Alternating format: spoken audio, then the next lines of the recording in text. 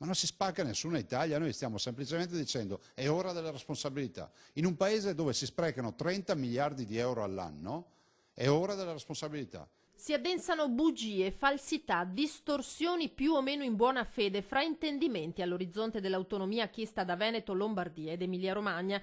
Il governatore Zaia riprende carta e penna e scrive nuovamente ai cittadini del Sud Italia: vi scrivo per mettervi in guardia, non lasciatevi ingannare, afferma. Non posso accettare di vedere sui giornali una pubblicità in cui il Nord viene accusato di voler uccidere la sanità del Mezzogiorno, riferendosi al manifesto di qualche giorno fa dell'Ordine dei Medici di Bari. Noi dobbiamo dialogare direttamente con i cittadini del Sud, con la foresta che cresce di persone per bene che non hanno nulla a che fare con chi va a dire che l'autonomia porterà a minor sanità, che l'autonomia porterà guai. Ma senta, mi lasci dire, ma che guai può portare la gestione della soprintendenza in Veneto alla Calabria? O che guai può portare la gestione del demanio Veneto in Veneto alla Campania? O che guai può portare la gestione della valutazione di impatto ambientale dei fatti veneti in Veneto, che so, alla Sicilia? Nulla. Ma qualcuno sta vendendo questa suggestione come la fine di tutte le opportunità per il Sud, ed è scandaloso. E questo mentre le cose al Sud non vanno certo bene. Zaia fa l'esempio della sanità così com'è ora.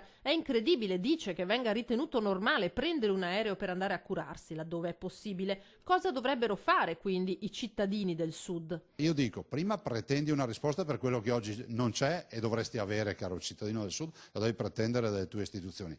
Due, dici: voglio che anche qui tu chieda l'autonomia, cara mia istituzione che mi governi, perché con l'autonomia ti controllo. Dai 5 Stelle, malgrado i tentennamenti, Zaia non si aspetta bastoni tra le ruote, né interpreta il no all'autorizzazione a procedere nei confronti del ministro Salvini come merce di scambio per negare l'autonomia. Il ministro Salvini non si deve processare, punto e basta, perché non ha commesso reati, a mio avviso, e considero coerente il 5 Stelle che ha detto no al processo.